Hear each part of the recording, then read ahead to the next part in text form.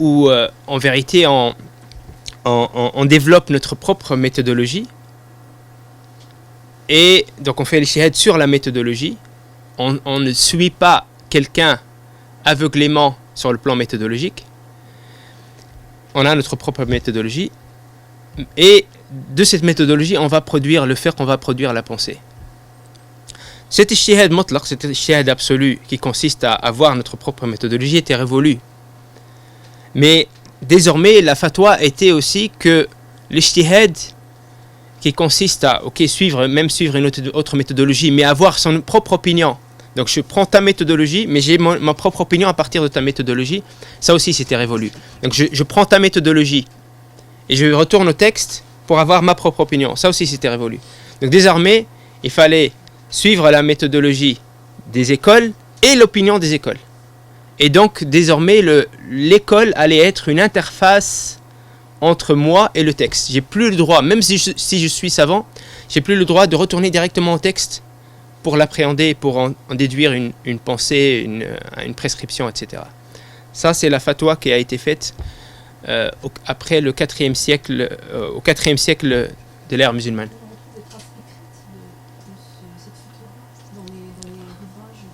On trouve, oui, plusieurs écoles, effectivement, qui stipulent cela.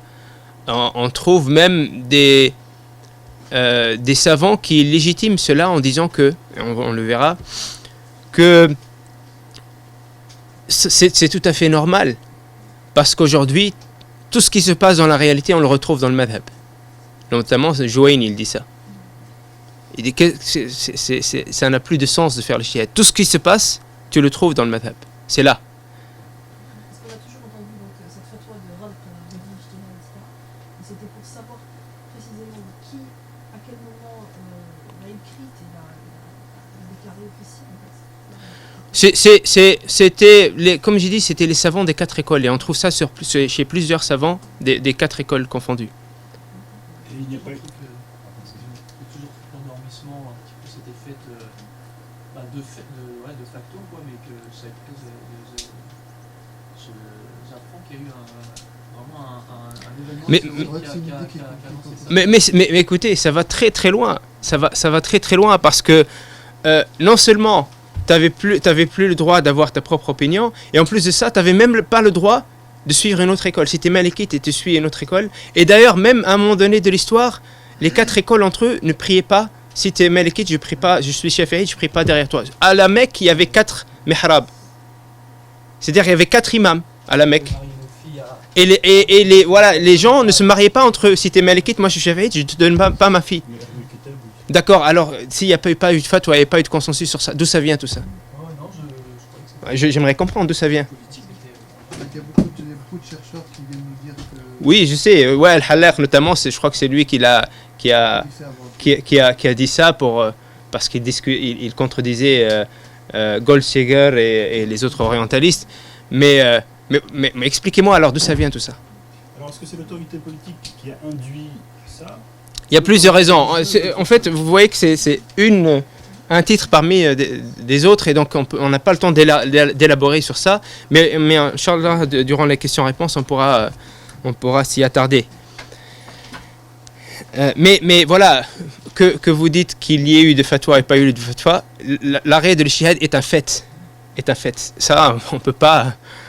Déjà, rien que le fait que les 4 écoles ont dominé le monde et qu'il n'y a pas eu plus d'écoles, c'est déjà en soi, c'est déjà suffisant. Il y a eu un événement au XXe siècle en Syrie d'un nombre de savants qui se sont réunis, ça s'appelle l'événement de l'ijtihad, qui ont décidé de faire l'ijtihad sans les 4 écoles, en outrepassant les 4 écoles. Qu'est-ce qui s'est passé? Ils ont été tous mis en prison. Par les autorités. Ça, c'est connu, cet événement, comme l'événement de l'ijtihad. Donc, s'il n'y a pas eu de problème à faire son ijtihad et à ne plus utiliser l'école, à ne plus être obligé d'utiliser l'école comme interface entre toi et les textes, d'où viennent tous ces problèmes alors? Parce qu'on nous dit oui, l'ijtihad a continué. Oui, il a continué, mais dans quel sens il a continué? C'est ça la question. Et est-ce qu'on peut appeler ça ijtihad? Après, je vais vous renvoyer à Ibn Ashur, pas le père, pas Tahir, mais son fils Al-Fadl, qui a fait une analyse très intéressante sur le cours de développement de l'ijtihad. On y reviendra plus tard. Donc le moratoire sur l'ijtihad, donc voilà, dorénavant, il fallait et d'ailleurs aujourd'hui, entre guillemets, entre parenthèses, ce courant en fait il existe encore, hein. Il est peut-être même dominant, hein. Ce courant de madhabi qui te dit que c'est haram d'aller directement au texte, même si c'était le plus grand savant qui existe, ça existe encore. Et c'est un courant qui est encore très présent dans le monde musulman.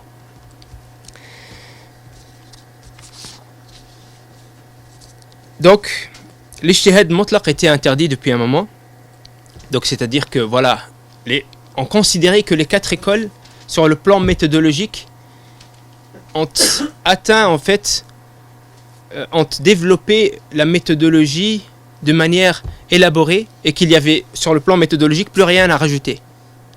Sur le plan méthodologique, on ne pouvait plus rien rajouter parce que tout a été dit. Il fallait juste suivre la méthodologie des 4 écoles.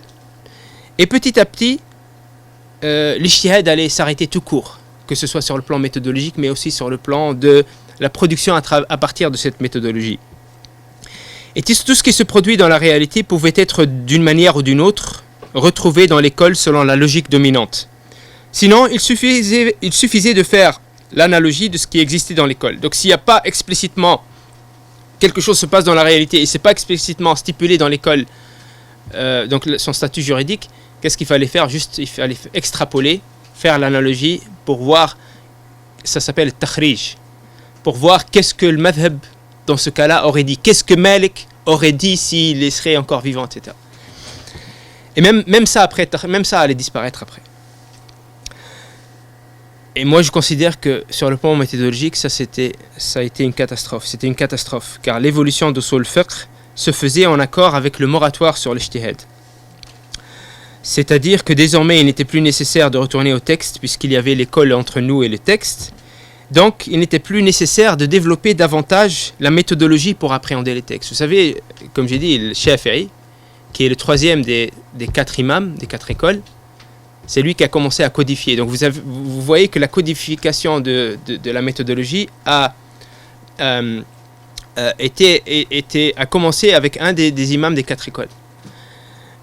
Et après, donc l'évolution, donc c'est là que cette discipline de la méthodologie a continué à évoluer. Mais le problème, c'est qu'elle a évolué selon le moratoire sur l'ijtihad. Ça veut dire quoi? Ça veut dire qu'il fallait plus faire. On n'avait plus besoin de retourner au texte. Et on n'avait plus besoin d'appréhender la réalité parce qu'il fallait juste prendre ce qui était dans l'école. Donc ça veut dire qu'il n'y avait plus besoin de développer davantage la méthodologie pour appréhender les textes dans leur ensemble et pour appréhender la réalité. Il n'y avait plus besoin de cela parce qu'en fait il y avait l'école déjà. Et donc l'évolution de la méthodologie a été dérivée vers quoi? Vers les méthodologies non plus pour comprendre le texte, mais la méthodologie pour étayer les thèses et la doctrine de l'école. Pour défendre ton école et dire que c'est la vraie. Et d'ailleurs, les débats étaient des fois très rigoureux entre les écoles, et comme j'ai dit, les conséquences. Et donc, le but, c'était de défendre ton école à tout prix. Et c'est à cela que la méthodologie allait servir. Et donc, c'était un paramètre du fiqh et non plus un paramètre de la compréhension des textes et du contexte. D'ailleurs, quand j'étais étudiant, ici, tout ça, bien sûr, je ne le savais pas. Mais quand on étudiait Usul al-Fiqh, et le prof, il expliquait une règle méthodologique, après, il donnait des exemples. Et à chaque fois que je voyais c'est des exemples, ils ne correspondent pas à la règle. Ils ne correspondent pas, c'est un exemple qui ne correspond pas à la règle. Et je lui dis au stade, mais l'exemple, après, il me dit, à chaque fois, il disait la même chose. La tunaqish al-mithal. Ne discute pas l'exemple. C'est pas ça l'important. L'important, c'est la règle. On ne discute pas les exemples. Mais c'est problématique parce que ça veut dire quoi? Ça veut dire qu'en fait, la règle, il n'y a même pas d'exemple réel qui existe pour l'illustrer. Ça veut dire que c'est une règle imaginaire qui sert à rien parce qu'il n'y a même pas d'exemple. On n'arrive même pas à donner un vrai exemple. Parce que c'est un sport, c'est devenu un sport intellectuel cette discipline. un sport intellectuel qui sert plus à appréhender les textes parce qu'on trouve même pas un texte qui correspond à la règle. Et pour les exemples valides, c'est toujours les mêmes. Et pour l'exemple valide, c'est toujours la même chose, pour le qiyas, l'alcool, etc. Donc, à l'époque, bien sûr, ça me posait problème, mais je comprenais pas tout ce qu'il y avait derrière. Et que cette discipline, en vérité, que c'était souvent plus un sport intellectuel que quelque chose qui sert concrètement à appréhender les textes.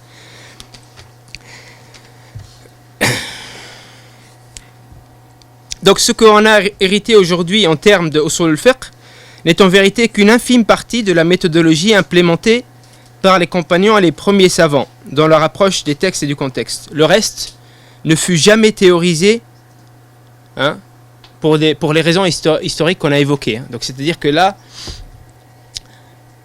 effectivement, il y a une chose importante ici, j'espère que je ne vais pas trop prendre de temps, parce que, comme j'ai dit tout à l'heure, on nous dit que l'ijtihad mutlaq n'est plus possible, donc l'ijtihad dans la méthodologie n'est plus possible, parce que les 4 savants des 4 écoles ont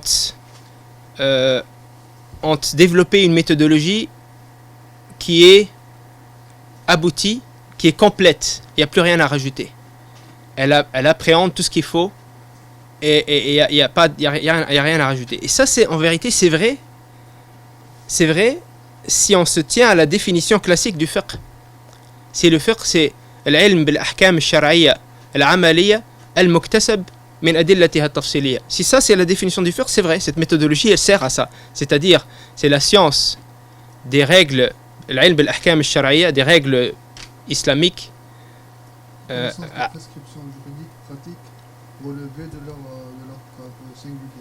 Voilà, donc l'ilm bil-ahkam al-shar'iyya, la connaissance des prescriptions. Juridique. Moi, je ne suis pas d'accord avec juridique. Sharia, c'est pas juridique. Oui, légal. Non plus. Sharia, c'est l'islam. Parce que justement, ici, on est encore dans ce... On dira fiqhi, Ouais, Sharia, parce que le problème, c'est qu'on a réduit Sharia à l'aspect légal. Je vous ai dit hier que l'aspect légal dans l'islam, c'est minime, c'est tout petit, et l'aspect éthique, c'est ça la grande partie. Et Sharia, c'est tout. C'est l'aspect légal, mais c'est l'aspect éthique aussi. Donc, pour moi, Sharia, c'est islamique. Donc la connaissance des prescriptions, bon, disons juridiques pour traduire la définition selon la logique classique du fiqh. Donc la connaissance des prescriptions juridiques, pratiques,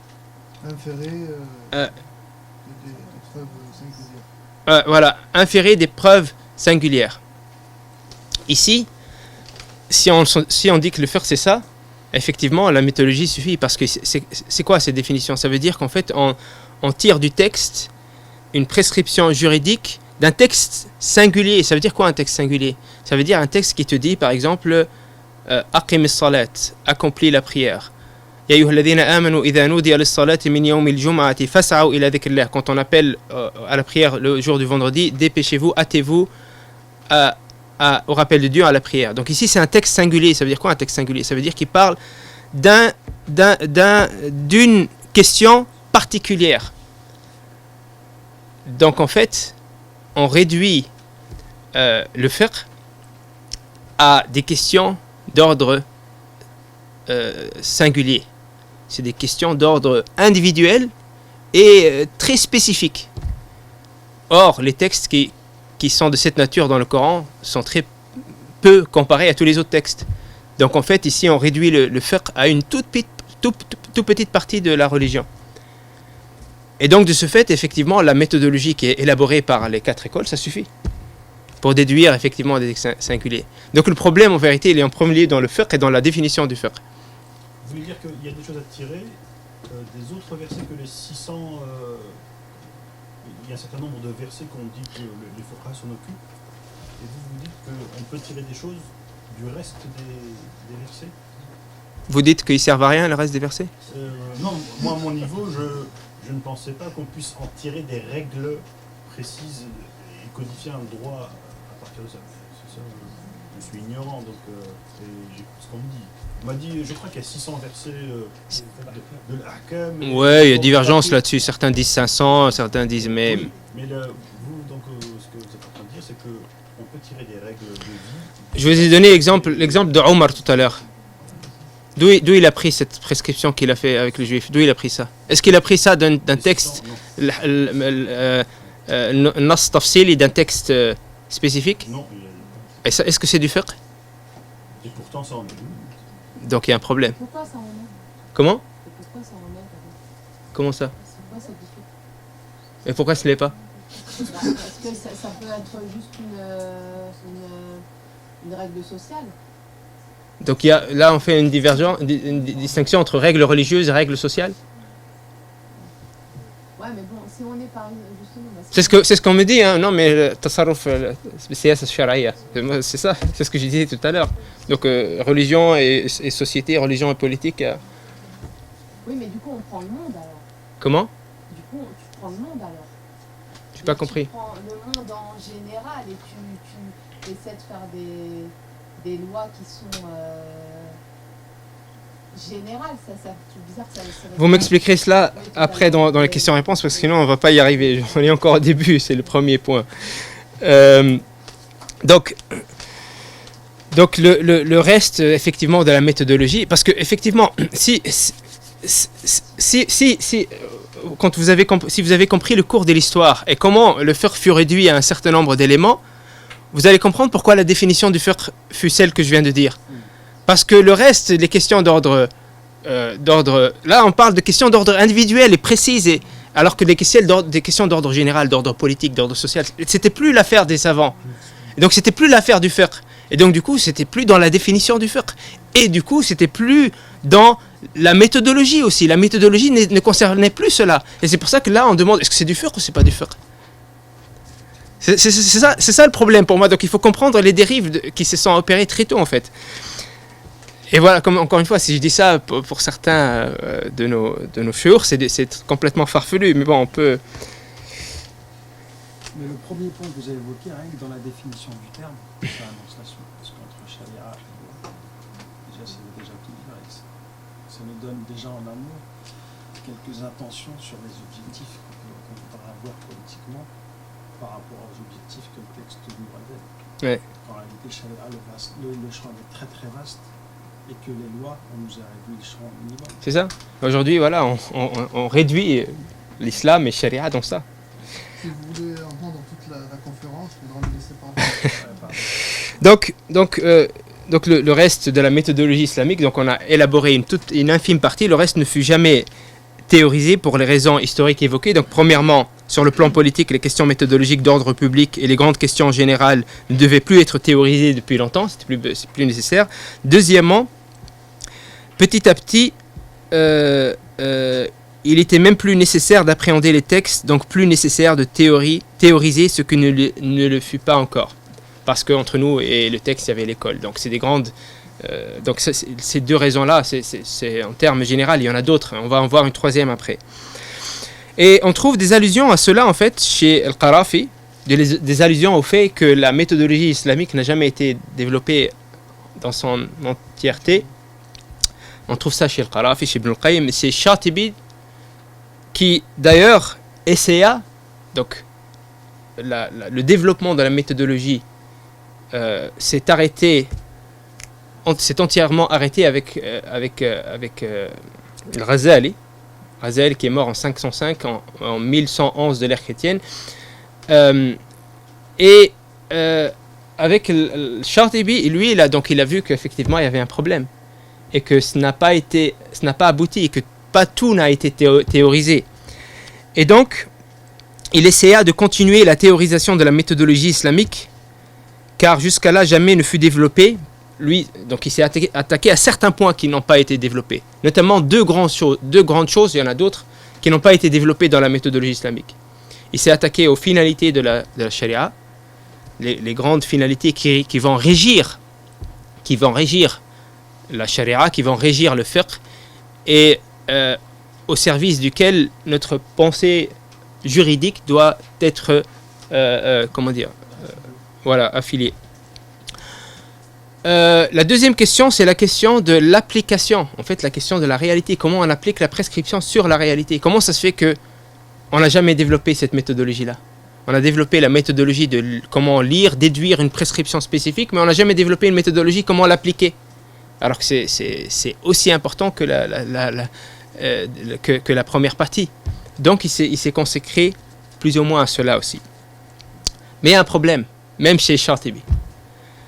C'est que Shatibi, quand il a eu cette démarche, il a adopté la méthodologie classique dans son état, dans l'état dans lequel elle se trouvait, avec les anomalies qui s'y trouvaient. Et on peut clairement distinguer ça dans son œuvre.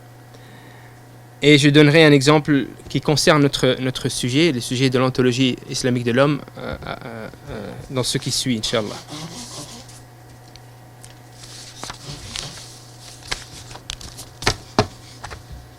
Donc l'influence des débats, c'est ça ? L'influence des débats philosophiques et théologiques. Donc ici, on relève un troisième point avec ce que je viens de dire sur Shatibi. Une troisième raison pourquoi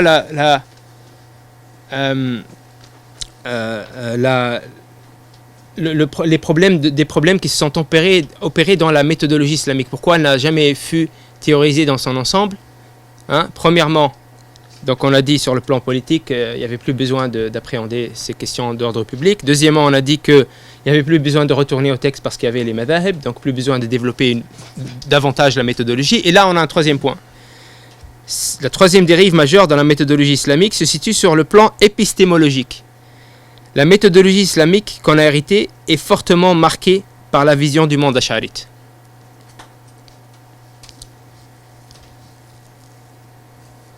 On va voir donc l'exemple de la réduction de la place de la nature humaine dans la production intellectuelle.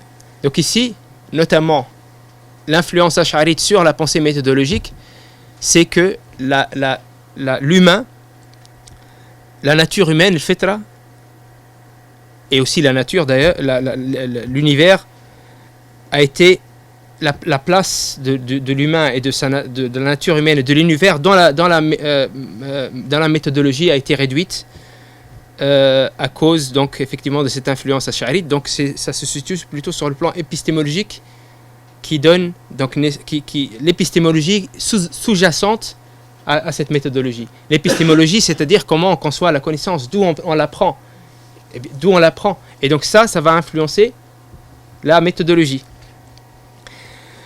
Donc, la question qui se pose ici, pourquoi dans l'œuvre méthodologique de Shatibi et ceux qui l'ont précédé, il y a peu de place pour l'ontologie de l'homme et pour l'univers comme œuvre divine et source de l'éthique?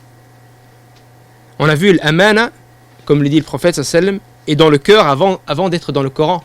La vérité est dans l'univers, et dans l'univers et dans l'humain avant d'être dans la révélation. Comment se fait qu'il n'y a pas de place alors pour cette vérité divine, universelle, dans la méthodologie et en tant que source de la méthodologie?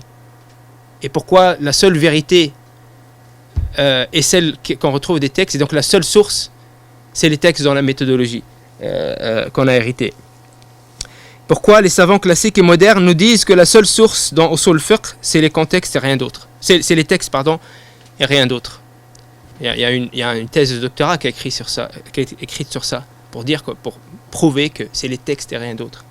Intéressant à lire pour voir la logique qui sous-jacente à toute cette approche. Donc la volonté divine universelle n'est pas une source. Eh bien, il faut comprendre effectivement la manière dont la pensée ash'arite a infusé la méthodologie pour avoir une idée. Donc on va essayer d'appréhender les débats théologiques qui ont infusé après donc la pensée méthodologique. Ici, un seul exemple. Le débat théologique sur ta'lil. Ta'lil af'alillah, c'est-à-dire la raison d'être derrière l'action divine. D'où ça vient d'abord, avant ça, d'où ça vient ce débat? Pourquoi on parle de la raison d'être derrière l'action divine? Ça vient, encore une fois, de la réalité concrète. Comme j'ai dit encore une fois, les débats théologiques, etc., viennent de la réalité politique, sociale, intellectuelle, etc. D'où ça vient? Ça vient... donc ici, on voit la première question. c'est la question de l'action humaine. Est-elle créée par Dieu ou non? C'était ça le débat. Est-ce que Dieu crée l'action humaine ou pas? Et ça vient bien sûr d'une réalité historique. Laquelle? C'est la question du destin et de celui qui le définit. Et d'où vient cette question du destin et qui définit son destin? Est-ce que c'est l'humain qui définit son destin ou est-ce que c'est Dieu, etc. D'où vient cette question? Elle vient d'une réalité politique où je l'avais expliqué l'autre jour, où certains dirigeants prennent le pouvoir par la force et disent voilà, c'est Dieu qui m'a mis ici et c'est le destin. Il y a même une histoire qui est relatée par, je crois, Shahrastani, qui dit qu'à un moment donné, il y a eu un coup d'État et la tête du dirigeant a été coupée et jetée par la tour dans la foule. Et celui qui a fait le coup d'État, il est sorti par la fenêtre en disant « Je suis votre dirigeant, Dieu m'a mis ici, c'est le destin. Dieu a voulu ainsi et a voulu que votre prédécesseur meure. » Et donc ici, il y a eu ce problème social. Et il y a eu des sectes qui se sont mis à dire que pour contrer cela, c'est pas Dieu qui décide, c'est l'humain qui crée son action. Donc ça c'est qui? Le Qadariya. C'est l'humain qui fait. Et Dieu en fait il n'a pas de contrôle sur ce que fait l'humain. Et après il y a eu une réponse, le Jabriya, qui disent non, c'est l'humain qui, c'est Dieu qui fait. Le Jabriya, c'est du déterminisme. Et l'humain n'a aucun choix dans ce qu'il fait. S'il fait un péché, il n'a aucun choix, etc. Et donc la question qui se pose, l'action humaine est-elle créée par Dieu? Et ici, bien sûr, voilà, il y a eu plusieurs débats. Les Mu'tazila qui disent non, c'est l'humain qui crée son action. Et les Ash'a'ira qui disent oui, c'est l'humain. Pardon, c'est Dieu. Les Ash'a'ira qui disent non, c'est Dieu qui crée l'action. Et après, les Mu'tazila disent oui, mais si c'est Dieu qui crée l'action, ça veut dire que Dieu il fait du mal. Il fait du mal. Il tue. Et il produit la fornication, il produit la mort, il produit etc. Et après, les Ash'a'ira, ils ont dit non. Ah, là, on vient à la deuxième question. Ils ont dit non, parce que parce que le mal, ça n'existe pas. Le mal et le bien, ça n'existe pas. Ce n'est pas quelque chose qui existe objectivement. Tuer, c'est pas mauvais. Ou bien, c'est mal parce que Dieu l'a dit. Et donc, c'est posé une autre question. La raison est-elle en mesure d'identifier le bien et le mal? Donc ici, selon les Ash'a'ira, la raison, elle n'est pas en mesure d'identifier le bien et le mal, parce que le bien et le mal n'est pas un ordre objectif dans la création. C'est tuer, c'est mal parce que Dieu l'a dit, mais non, pas en soi. Et ça revient au tawhid aussi, parce qu'ils ont dit aussi, mais si ça aurait été mal en soi, ça veut dire qu'il y a des forces qui opèrent dans l'univers en dehors de Dieu. Et donc, ce qui est dans l'univers n'est pas un paramètre pour définir le bien et le mal, etc. Et les Mu'tazila, ils ont dit non. La raison, elle est en œuvre de définir ce qui est bien et ce qui est mal, parce que le bien et le mal est quelque chose d'objectif dans la création. Parce que le bien est obligatoire pour Dieu. Dieu doit faire le bien. Et donc ici, on a un nouveau débat. Le bien est-il obligatoire pour Dieu ou non? Les Ash'a'ira, ils ont dit non. C'est pas obligatoire. Dieu fait ce qu'il veut. Il peut faire du bien et il peut faire du mal et rien ne lui est obligatoire. Alors que selon les Mu'tazila, non, Dieu doit faire le bien, il ne peut pas faire le mal.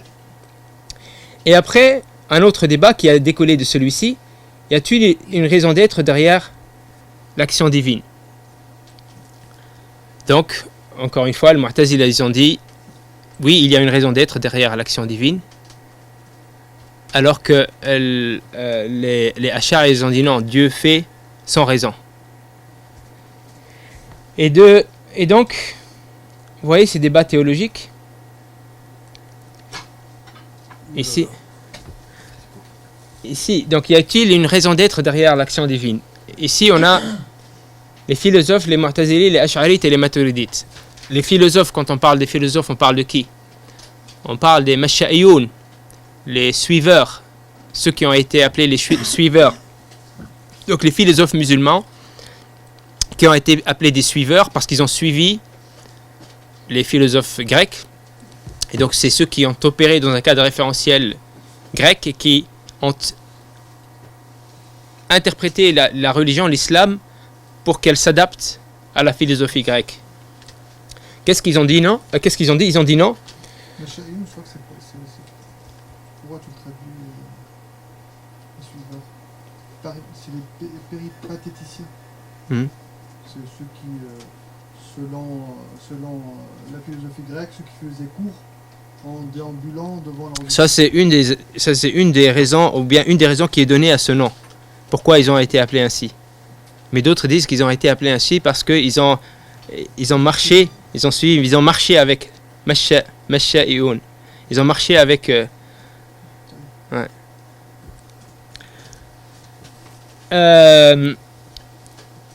Donc les philosophes, ils ont dit non, il n'y a pas de raison d'être derrière l'action divine. Et bien sûr, ça s'inscrit dans une logique hellénique qui vient de la philosophie grecque. Parce qu'ils ont dit, Dieu ne choisit pas ses actions, sinon cela signifierait qu'il en a besoin pour atteindre la perfection. C'est une logique qui vient de la philosophie grecque qui s'appelle Qa'idat al-iktimali bil ghayr. La règle de la perfection par autrui. C'est quoi cette règle? Ça veut dire que si Dieu, s'il y a une raison d'être derrière l'action divine, si Dieu crée l'univers pour une raison particulière, pour le bien par exemple, et avec une sagesse particulière, ça veut dire que avant d'avoir créé cette création avec une sagesse, Dieu n'avait pas cette sagesse. Donc, ça veut dire que Dieu est devenu parfait grâce à quelque chose d'extérieur. L'iktimal bil ghayr. Alors que Dieu est parfait, donc c'est impossible. Et les Mu'tazili, ils ont dit, si Dieu est créé avec une raison d'être, ils ont utilisé la même logique. Dieu doit faire ce qui est bien, mais ceci est relatif à l'action humaine et non aux attributs divins.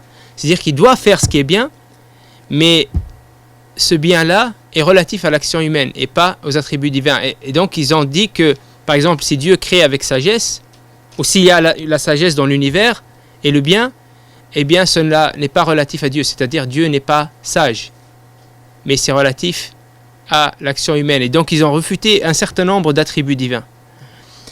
Et les Ash'arites, ils ont dit non, il n'y a pas de raison d'être derrière l'action divine parce que Dieu fait ce qu'il veut et le bien ne lui est pas obligatoire, mais juste une faveur, c'est-à-dire le bien n'est pas un fait objectif dans la création ou la révélation.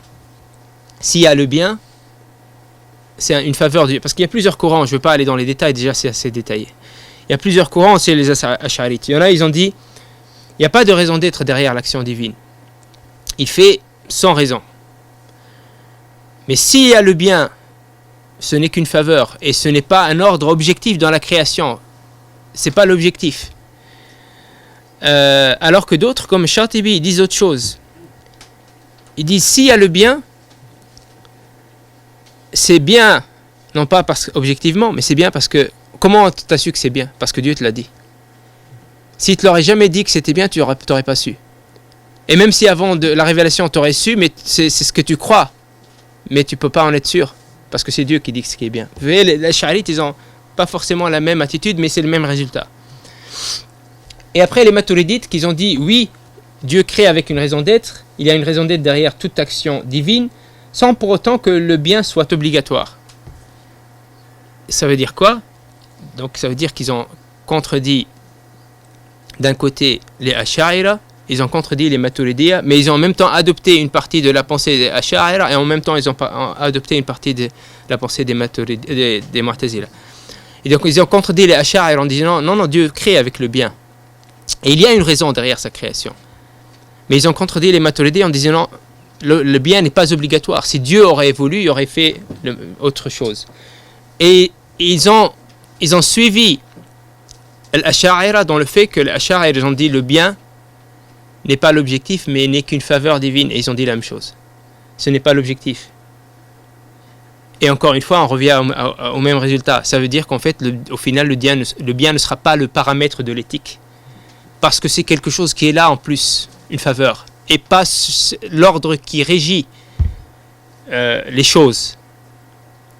Ça, c'est très important à retenir parce que souvent on croit que allez, les Maturidis, c'est ça c'est la bonne position, Mu'tazila, etc. Les analyses superficielles qui nous disent ça. Mais il n'en est rien. On a choisi quelle équipe alors? Support l'OM, le PSG. Sur cette question particulière, moi je serai le plus proche des Mu'tazila. Sur cette question particulière, même si je ne suis pas d'accord avec eux sur une petite question qu'a évoqué l'autre jour le Cheikh, mais qui pour moi est totalement secondaire.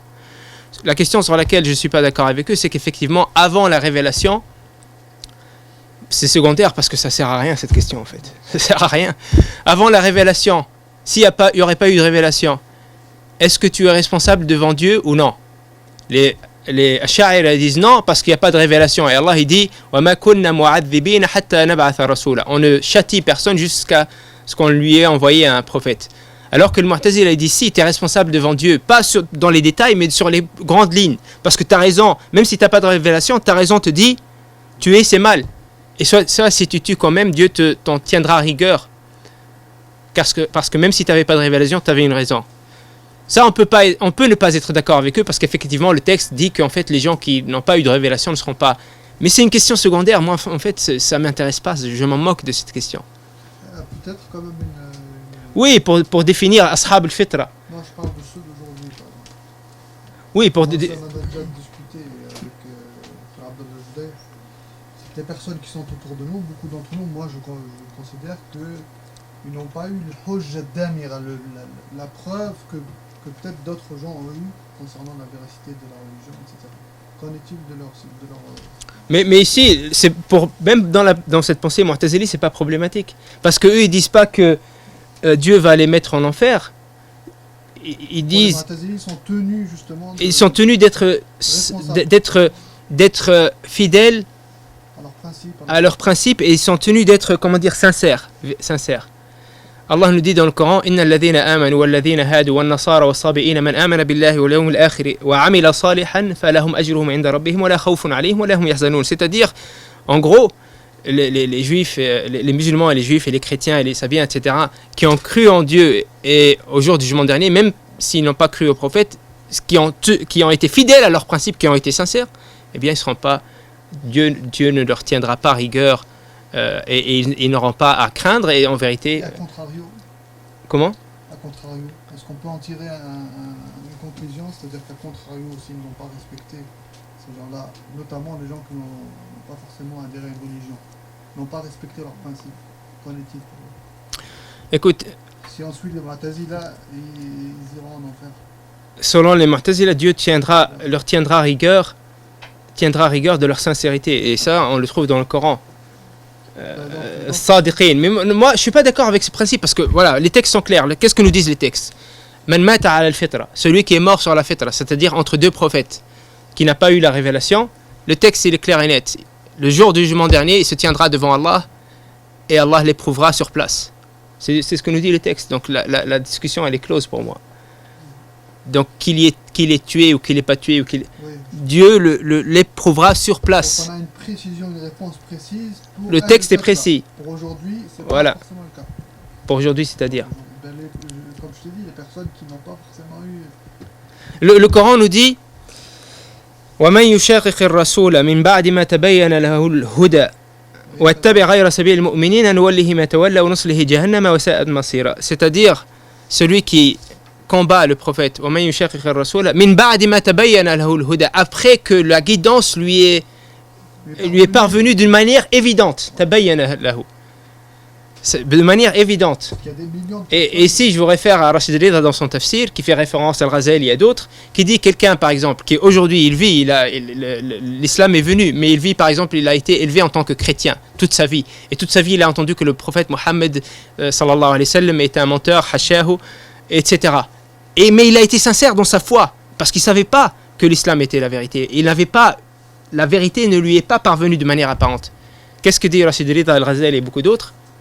Eh bien, ils seront pas, Dieu ne leur tiendra pas rigueur, parce que le verset nous dit clairement, il tiendra rigueur à ceux qui ont vu la vérité en tant que telle et n'ont pas été sincères avec ce qu'ils ont vu, et donc ils ont vu que c'est la vérité et malgré ça ils se sont détournés. C'est eux à qui Dieu tiendra rigueur. Donc ça, voilà, je réfère encore une fois à Rachid Riyad, etc.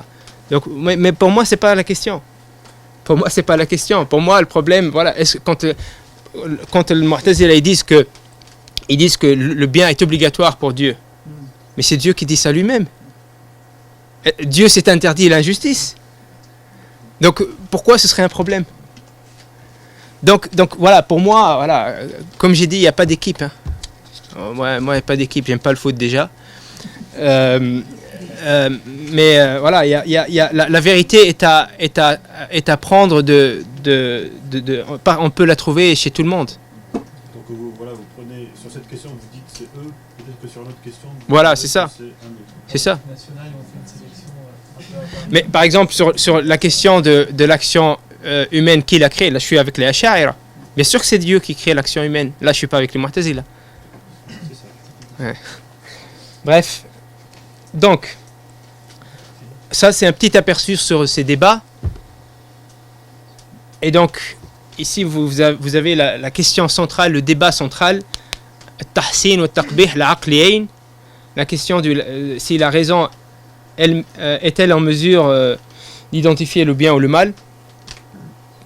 Cette question, voilà, souvent nous est présentée comme une question anodine, voilà, comme on l'a dit, non, c'est un débat juste pour savoir est-ce qu'avant la révélation l'humain était responsable ou non, mais cette question elle est très très profonde, ses conséquences sont tentaculaires et ont imprégné en fait la pensée et la méthodologie, l'épistémologie. Et ici, je vous donne quelques dichotomies qui sont une conséquence de ce débat-là.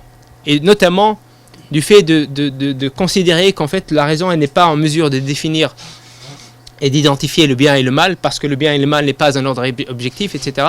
Comme en vérité c'est le cas chez les Ash'ari, mais aussi en vérité c'est les Maturidiyya. La dichotomie entre raison et révélation. Voilà, donc la raison, elle ne peut pas identifier. Donc la raison, c'est une chose, et la révélation, c'en est une autre.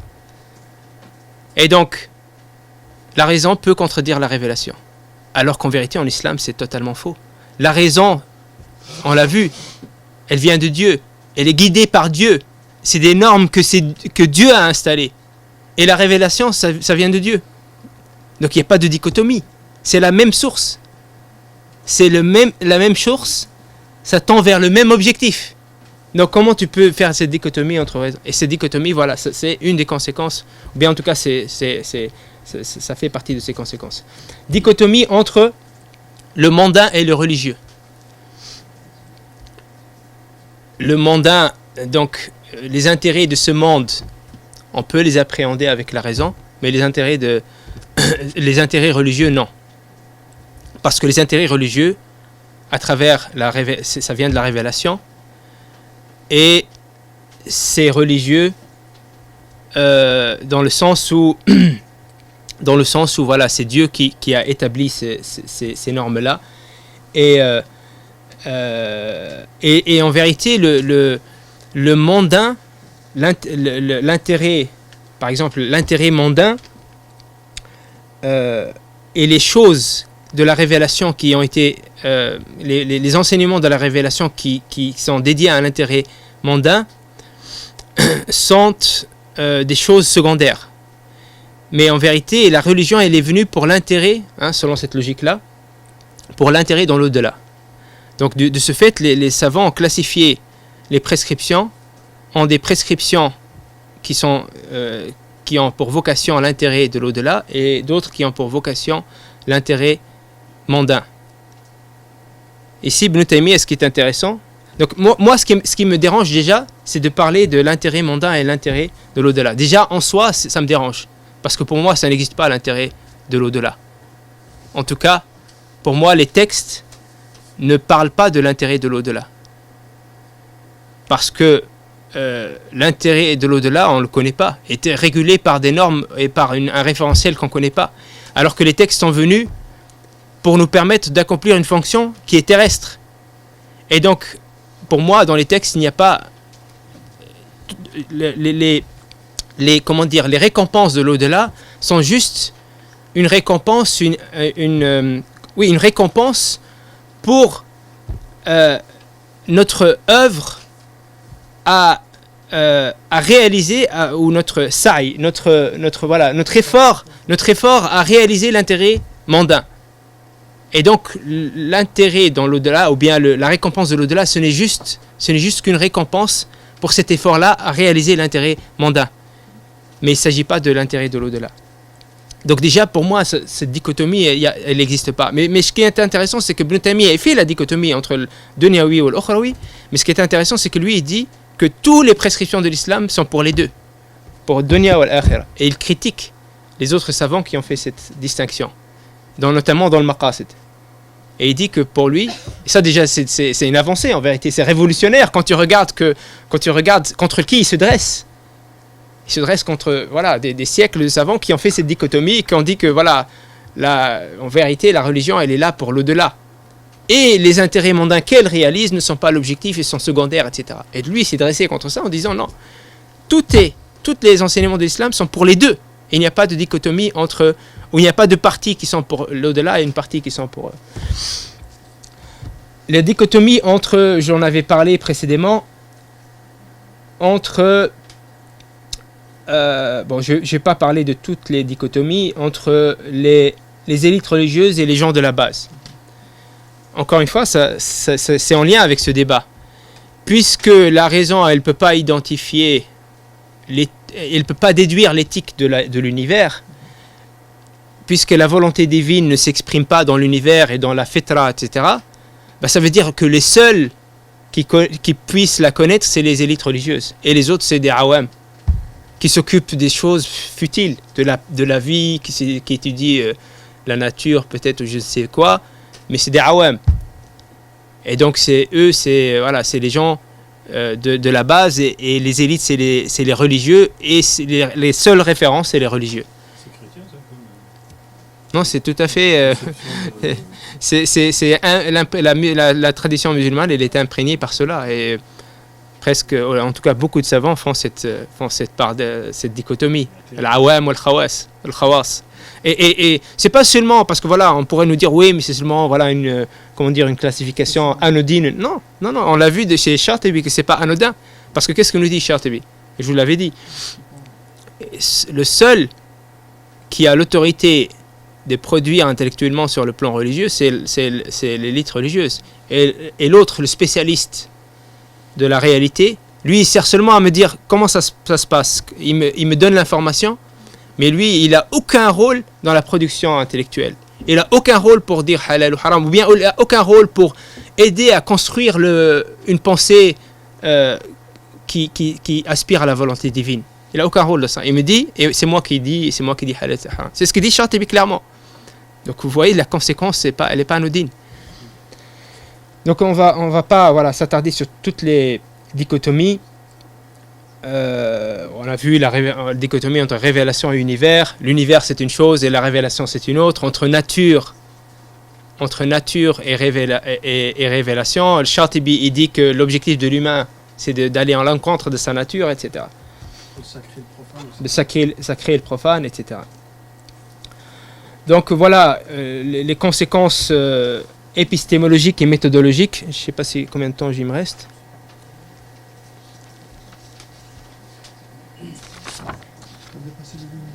Ah oui. Ouais. Bon, je vais pas prendre plus de temps que cela. De toute façon, on pourra y revenir. On pourra y revenir sur les conséquences épistémologiques et méthodologiques de tout cela. Mais là, ce qui est important déjà, c'est qu'on a cet aperçu-là et on comprend plus ou moins donc les mécanismes et les dynamiques historiques qui ont abouti justement au fait qu'aujourd'hui l'ontologie de l'homme, elle est absente, elle a peu de place dans notre production intellectuelle, dans la méthodologie classique qu'on a héritée, dans l'aqida, etc. Et on allait le voir en détail dans chaque discipline en fait, mais en fait vous l'avez compris, dans chaque discipline, dans le ijtihad, dans le fiqh, dans le fiqh, dans l'aqida, dans le tazkiya, etc. Mais Inch'Allah, de toute façon, je crois que ce qu'on a vu suffit pour comprendre effectivement comment on aboutit aujourd'hui à cette situation dans laquelle on se trouve sur le plan de la pensée musulmane, et l'absence en vérité de l'ontologie islamique dans beaucoup de nos disciplines. Wallahu a'lam wa ahkam wa akhir da'wan alhamdulillahi rabbil alamin.